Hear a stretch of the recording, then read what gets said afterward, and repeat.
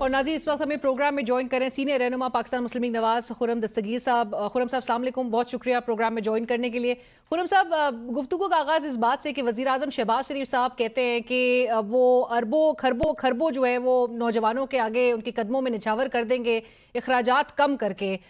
एक तरफ हम ये तजाद, एक खुला तजाद देखते हैं कि जहाँ पे तनख्वाहदार तबके को बताया जाता है कि उनको फौरी रिलीफ नहीं दिया जा सकता, लेकिन दूसरी जानिब शदीद तनकीद इस बात पे की जा रही है। कुछ अरसे कबल तक हमने देखा कि जो वफाकी काबीना थी उसकी एक्सटेंशन के बाद उसमें 55 के करीब अब हमें एक मिनिस्टर्स की फ्लीट नज़र आती है, और उन्हीं वफाकी वुज़राए मुमलिकत और मुशीरों की तनख्वाहों और अलाउंसेस में तकरीबन कोई 188 के करीब 188% से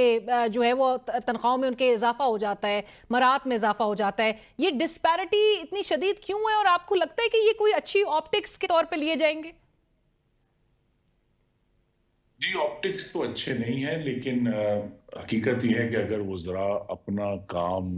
25% भी करें तो ये तो तनख्वाह तकरीबन बेमानी है, क्योंकि उनकी जिम्मेदारियां इतनी वसी हैं, इतने बड़े वसी वसाइल को उन्होंने मैनेज करना होता है कि उनकी जो तनख्वाहों का जो इशू है वैसे तो सियासी तौर पे बड़ा ही मसालेदार है, लेकिन हकीकत यही है कि in the larger scheme of things इस पर ज्यादा बहस होनी चाहिए कि कौन से वज़रा अपना काम वाकई कर रहे हैं, उनकी परफॉर्मेंस क्या है, उसकी परफॉर्मेंस की मेजरमेंट पर फोकस होना चाहिए। दूसरा ये है कि ये इसमें कोई शक नहीं है कि हमें जो टैक्सों का जो उनके ऊपर आयद होना है उसको वसी तो करना है, और ये हम बात बहुत देर से सुन रहे हैं। मेरी तवक्को है कि आने वाले बजट में वज़ीर आज़म शहबाज शरीफ और उनकी जो पूरी मुआशी टीम है वो इस इशू को एड्रेस करना शुरू करेंगे कि टैक्सों का सारा बोझ सिर्फ तनख्वाहदार तबके पर नहीं है, बल्कि उसके अलावा जो है वो जितना भी हमारा फॉर्मल सेक्टर है, इंडस्ट्रीज हैं, दूसरे जो इदारे हैं, उनके ऊपर है। और इकोनॉमी के बहुत वसी जो एरियाज हैं जो कि टोटली अनटैक्स्ड हैं, तो उसको भी उन्हें टैक्स नेट में लाकर इस पर सोचना है, और यही असल चैलेंज है ताकि ये जो अब इस वक्त नजर आ रहा है कि गैर मतवाजन बोझ है तनख्वाहदार तबके पर और फॉर्मल सेक्टर पर, उसमें कोई तवाज़न लाया जा सके। खुर्रम साहब, आपने जहाँ पर कहा कि चैलेंजेस तो अगरचे ज़रूर है पाकिस्तान जिनसे निमट रहा है, और एक तवील काबीना देखी जा रही है। एक वो भी कहावत है कि too many cooks spoil the broth, तो ऐसा तो नहीं कोई सिनेरियो हमें नजर आएगा कि जहाँ पे हालात, क्योंकि अभी भी पॉलिटिकल फ्रंट हो या दीगर फ्रंट हो, उस पर जो इंस्टेबिलिटी है वो हमें पीक पे नजर आ रही है, तो उसको एड्रेस करने के लिए आपको लगता है कि ये इतनी बड़ी काबीना जो है वो करामत साबित हो सकेगी?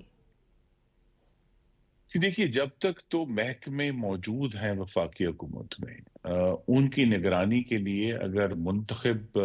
नुमाइंदे वज़रा बनेंगे तो ये एक ऐन जमहूरी तरीका है। दूसरा फिर उसमें जो तरीका जिस तरह शहबाज शरीफ साहब ने आज इंदिया दिया है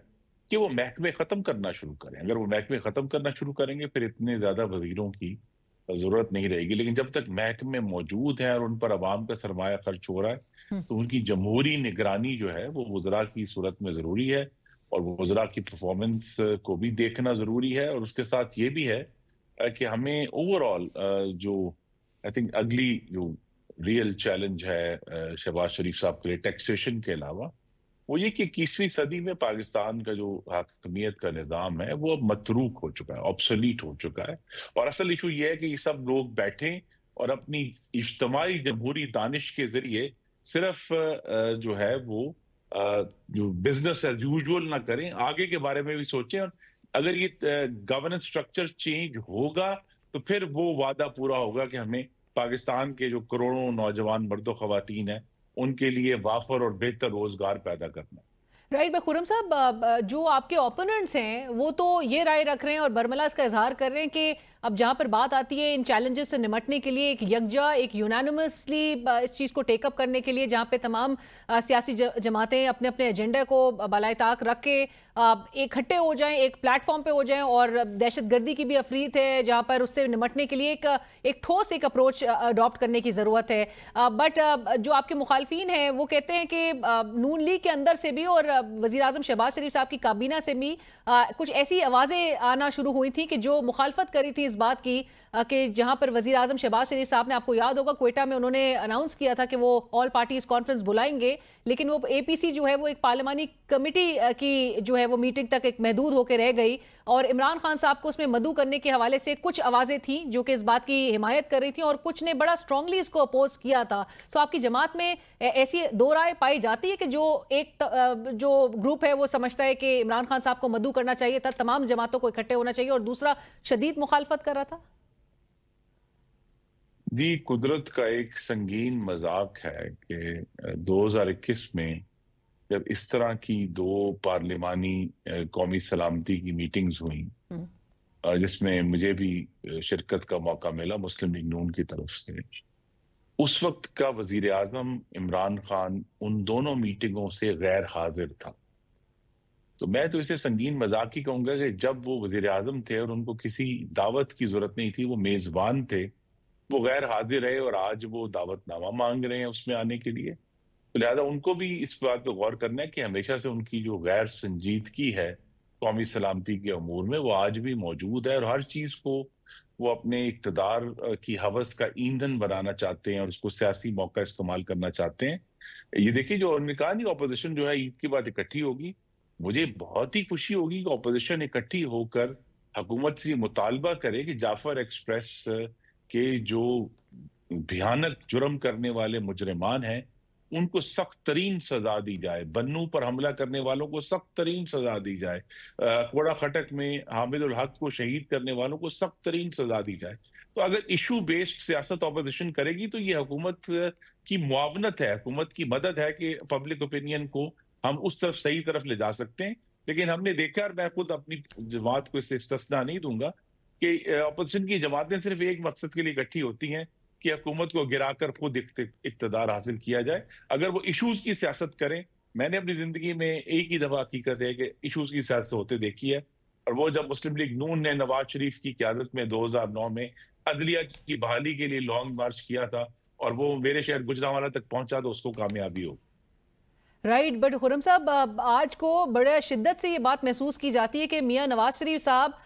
वो फाल किरदार वो क्यों नहीं अदा कर रहे, क्यों एक खामोशी एक बरपा है उनकी उनकी जानिब से। आपने अगले दिन एक टीवी टॉक शो में ये ज़रूर कहा था कि मियां नवाज शरीफ साहब के साथ पार्टी का भी कोई राब्ता नहीं है। इस पर भी लोगों ने, और स्पेशली सोशल मीडिया पे भी, बड़े अपने तहफ़्फ़ुज़ात का इजहार किया, हैरत का भी इजहार किया कि मियां नवाज शरीफ साहब अब इस हद तक उनका रोल जो है वो नज़र आ रहा है कि वो अब पार्टी के साथ भी राब्ते में नहीं है।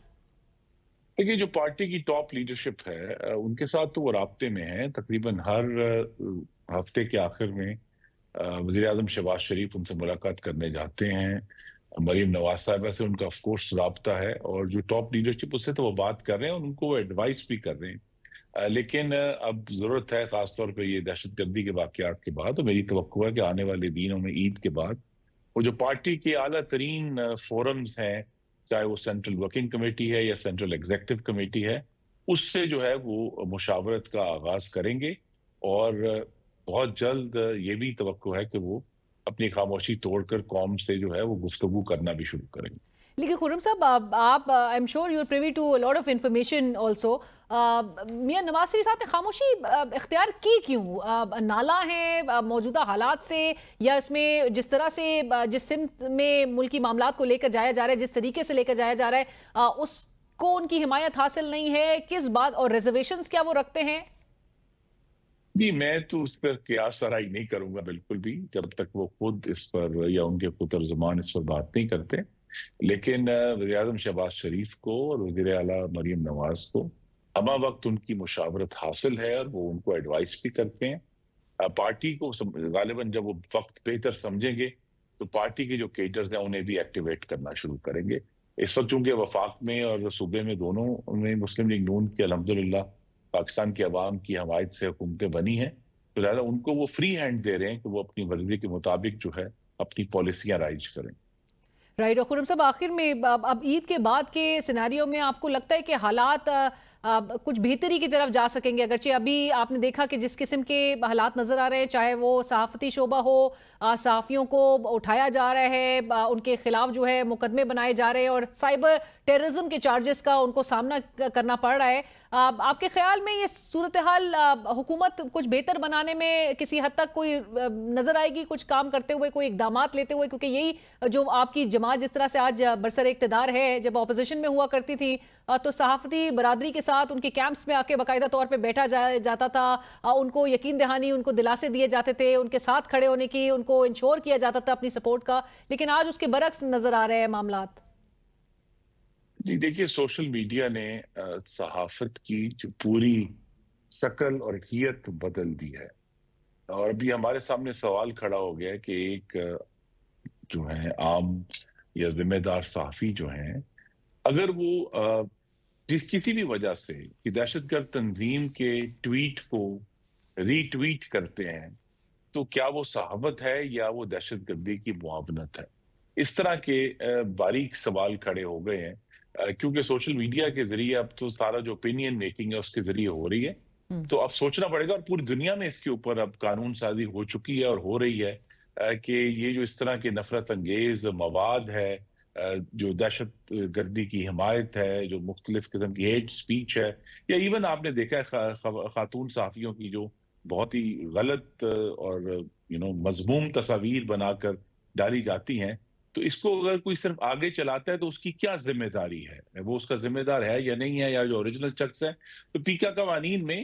ابھی بہتری کی بہت گنجائش موجود ہے، اور وقت کے ساتھ ساتھ ان میں بہتری بھی آئے گی، اور حکومت کو اور عدالتوں کے ذریعے بھی میری توقع ہے کہ انشاءاللہ اس میں ہم بہتر طور پہ قانون کا اطلاق کر سکیں گے، تاکہ جو لوگ صرف آزادی اظہار کر رہے ہیں یا حکومت کو تنقید کر رہے ہیں وہ اس کا نشانہ نہ بنے۔ لیکن اب ایک چیلنج ہمارے سامنے ہے کہ دہشت گردوں کی جو رسائی ہے وہ سارے میڈیا تک، جو غالباً آج سے 20 سال پہلے نہیں تھی، اب سارے میڈیا پر ان کی رسائی ہے، اور اس رسائی کو ہمیں بہرحال کم سے کم کرنا ہے، اور جو لوگ چاہے بے خبری میں یا کسی بھی وجہ سے اس کو ری ٹویٹ کر رہے ہیں یا اس کو فارورڈ کر رہے ہیں یا لائک کر رہے ہیں، ان کو بھی یہ سمجھانا ہے کہ اب ہر بٹن جو ہے وہ سوچ سمجھ کر دبانا ہوگا اگر آپ ذمہ دار صحافت کے دعوے دار ہیں۔ بس خرم صاحب، اس بات پہ بھی کلیئرٹی ذرا ایک روشنی ڈال دیجئے کہ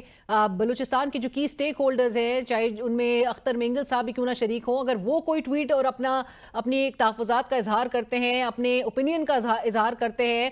وہ اس وقت نالا ہیں بلوچستان کی صورتحال جس طرح سے ٹیکل کی جا رہی ہے، اگر ان کی پوسٹ کو ری پوسٹ کیا جائے، ری ٹویٹ کیا جائے، کیا ان کو بھی دہشت گردوں کی فہرست میں شامل کیا جا رہا ہے؟